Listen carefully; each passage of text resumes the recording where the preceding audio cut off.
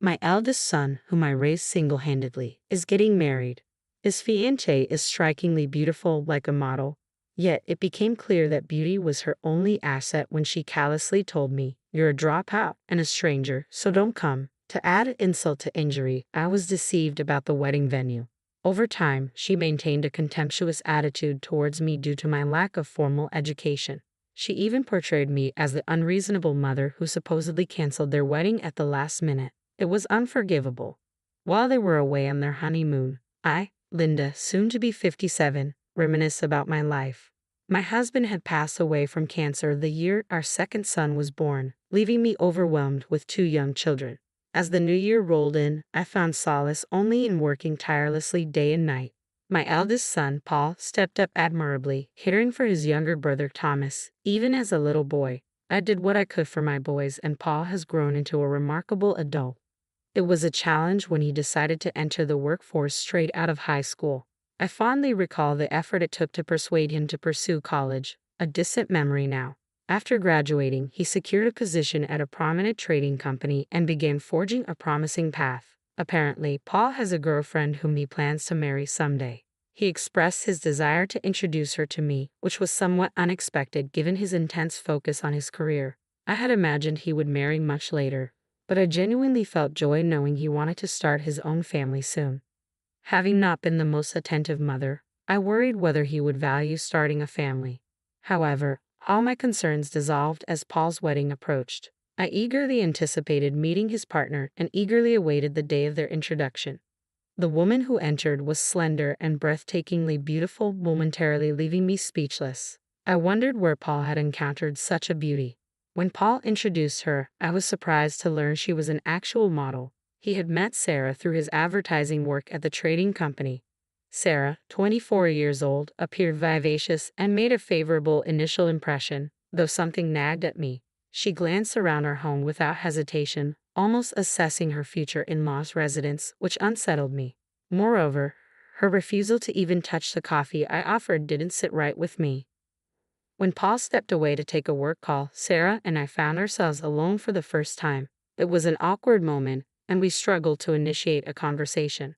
"You'll soon be my daughter when you marry Paul, so feel free to talk about anything." I attempted to break the ice. To my surprise, Sarah looked taken aback by my words and then uttered something astonishing. "No need. I wouldn't seek advice from someone who didn't finish school," she said with a polite smile, leaving me momentarily stunned.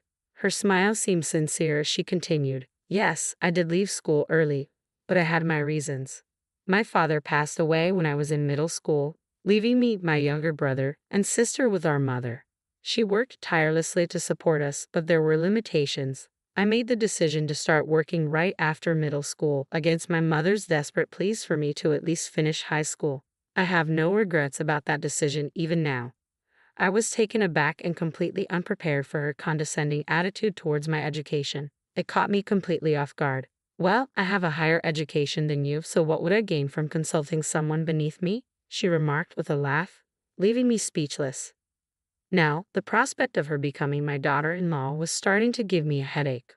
"Looks like you two were getting along well while I was on the call," Paul said upon his return, cheerfully breaking the tension. Sarah responded with a graceful smile, seemingly brushing off the earlier incident.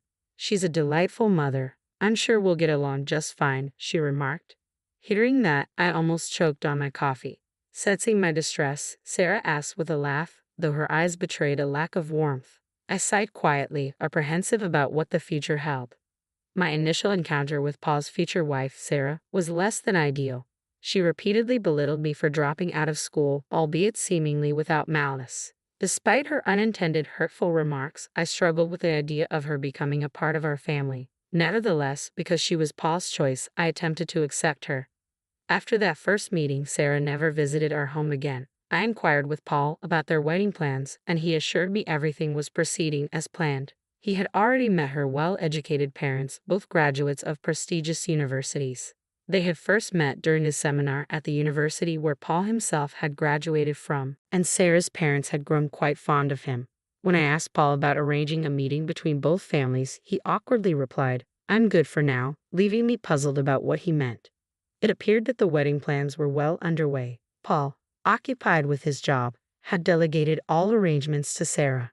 Since Paul seemed satisfied, I find it difficult to intervene. At least he's handled meeting her parents with proper etiquette. Despite my reservations, I've chosen to observe quietly. More than 6 months after our initial meeting, Sarah reached out to discuss the wedding. Invitations had already been dispatched to various guests. They'd chosen a luxurious hotel venue, indicating a substantial gathering of over 100 guests. It's shaping up to be quite a lavish affair, a rarity these days. It sounds like you're planning quite a grand wedding, I remarked. Yes, my father owns a company, so through various connections, the guest list expanded, she explained. As I listened to Sarah, I started to have concerns about the planning on the groom's side. Paul has left everything to Sarah. I'm worried if they've considered the seating arrangements. I know Paul has left everything to you, but could you let me know who's coming from his side? I wouldn't want to be rude by not recognizing someone, I asked. Sarah responded with a hint of irritation. Sure, she said curtly. Everything's perfectly arranged, so there's no need to worry, she added, her tone coming across as somewhat condescending.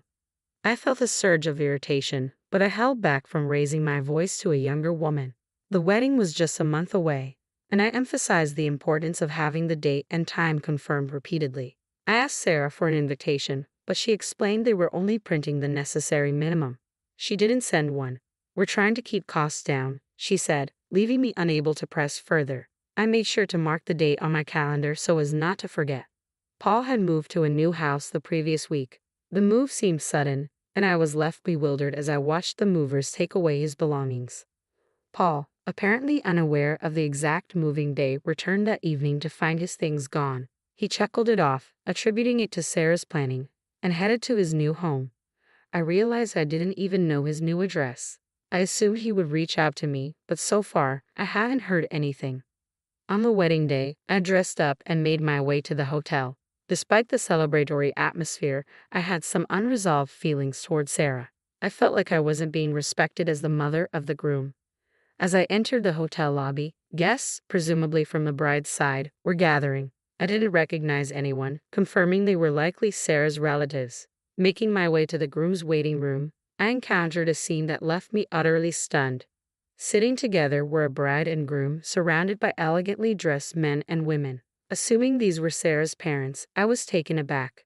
However, I soon realized they weren't Paul and Sarah at all, but complete strangers. They looked at me with confusion, understandably seeing me as an unexpected intruder in their private moment. Sorry, I must have walked into the wrong room, I muttered, feeling my face flush with embarrassment as I hurriedly exited. It was indeed another wedding. A sinking feeling prompted me to approach the hotel's bridal staff. They confirmed there was no reservation for Paul's wedding. Sarah had deceived me about the date and time, though I was certain today was supposed to be the wedding day. Regrettably, I have failed to confirm the location with Paul in time. Somewhere at this moment, Paul and Sarah were surely having their wedding. It dawned on me that Sarah had orchestrated this to ensure I wouldn't attend. I quickly dialed Sarah's number. She picked up immediately. What is the meaning of this? I demanded, my voice tinged with frustration. Sarah let out a heavy sigh. How inappropriate to disrupt such an important day, she scolded. She sounded alone. There was no one else around her. Sarah, you're the one being unreasonable. Why would you lie? I began, but she cut me off sharply. People who didn't finish school are strangers here, so leave, she declared coldly. Her words hit me like a blow. I seethed, thinking about the lengths she had gone to humiliate me. Paul, I understand, I said firmly. But it was too late to salvage the situation and make it to the wedding. My main worry was how Paul must have felt in my absence. In the end, I couldn't attend and returned home. The next day, I was awakened by a call from Thomas, who works overseas, and had regretfully informed us he couldn't make it back for Paul's wedding. Paul reached out to me, revealing that he hadn't shown up at the wedding either. He explained, it seems Sarah had contacted Thomas, and somehow the story got twisted into me opposing Sarah and canceling the wedding at the last minute. Paul was seeking advice from Thomas on how to handle the situation. Sarah's manipulation was nothing short of remarkable. I explained the truth to Thomas, recounting how Sarah had deceived me with false information, preventing my attendance at the wedding. Initially, Thomas seemed skeptical, perhaps thinking I was making excuses. However, as I described Sarah's dismissive behavior during her initial visit, he began to believe me. Does Paul know about this? he inquired. He probably thinks I canceled at the last minute, I replied, feeling tears of frustration welling up. You won't let this slide, will you? Thomas sought to reassure me. No, I affirmed. This was no time for tears. I was determined to set things right with Paul, and my frustration soon gave way to resolve. Unable to reach Paul, who was likely on his honeymoon, I decided to confront Sarah's parents directly. I visited their home, where they greeted me with evident suspicion. As we sat down to talk, it became apparent they believed I had opposed the marriage and abruptly canceled at the last minute. I started by addressing this misunderstanding head-on. I wasn't certain they would trust my explanation, but I felt compelled to lay out the truth. Initially, they remained skeptical. However, as a last resort, I revealed my trump card, a recorded conversation with Sarah. It felt drastic, but I had no other choice. With a deep breath, I retrieved my phone and played the recorded conversation. The harsh words Sarah spoke echoed through the phone. I understand why you'd want to support Sarah. I'm a mother too, but please understand how painful it is to be excluded from my own son's wedding, I pleaded. Sarah's parents bowed their heads in silence, offering no apology. It dawned on me then. They had molded Sarah into the person she was, including her disdain for my lack of formal education. In that tense silence, I slid my business card across the table. Sarah's father's eyes widened as he examined it, then looked back at me. I'll do whatever it takes, I vowed. Paul returned a week later from his honeymoon, during which I hadn't heard from him. I feared Sarah might have influenced him, but it turned out to be an unnecessary worry. As I heard the front door open, I stepped out of the living room to find Paul walking in. Upon seeing me, he hurried over to apologize. Mom, I'm sorry I didn't realize what was happening. Soon after the newlyweds returned from their honeymoon to their new home, Sarah's parents paid them a visit. Without time to settle in, Sarah found herself confronted by her father, Joseph. What's going on? Paul, caught off guard, was stunned as Joseph burst in, shouting at Sarah. Sarah hesitated briefly under her father's anger, but her resolve quickly kicked in, leading to a heated exchange between father and daughter. Your actions are tarnishing our reputation, he thundered, tossing my business card at Sarah. She picked it up, her face straining of color as she read my title. Unknown to Sarah, I held the position of president at one of her father's crucial business clients. Despite leaving school early, I worked diligently and earned respect, rising to this prestigious role. Additionally, her father's company acted as a subcontractor for mine. Just 3 days earlier, I had terminated all contracts with his small parts distribution business, which relied heavily on our company for over 80% of its orders. It was understandable that he was upset. You need to apologize to Linda immediately, he insisted. Sarah hesitated, clearly confused. I don't see why I should apologize to someone like her, she retorted stubbornly. It was then that Paul began to grasp the truth. Reflecting on Sarah's behavior, he started to notice several inconsistencies. He apologized to me for believing Sarah's fabricated story about my absence on the wedding day. Mom, I forgot. I should never have doubted you. I'm truly sorry. It's all right, as long as you understand. But I won't reverse my decision regarding the company. I can't continue business with someone who discriminates based on education, I asserted. Paul nodded in agreement. Then he declared, the marriage is over. The scandalous news of a divorce right after their honeymoon spread rapidly. Paul apologized to the guests and reimbursed the gifts from his side at his own expense. Allegedly, there was no response from Sarah's guests. When her guests requested reimbursements, she reportedly caused a scene.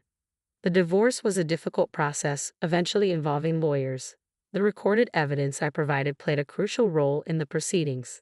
Paul joked that divorcing was harder than getting married and mentioned that Sarah's father's company was now facing bankruptcy, despite attempting to return to modeling. Sarah found her reputation too tarnished for any agency to hire her. Recently, she's been spotted intoxicated, still harboring resentment towards me. The dropout old lady. There's been no sign of remorse from her.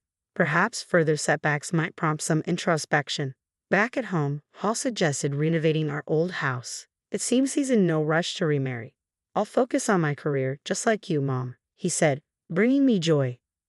I felt reassured that I have fulfilled both parental roles effectively. Just be more cautious in your choice of partner next time, was my only advice. Paul nodded.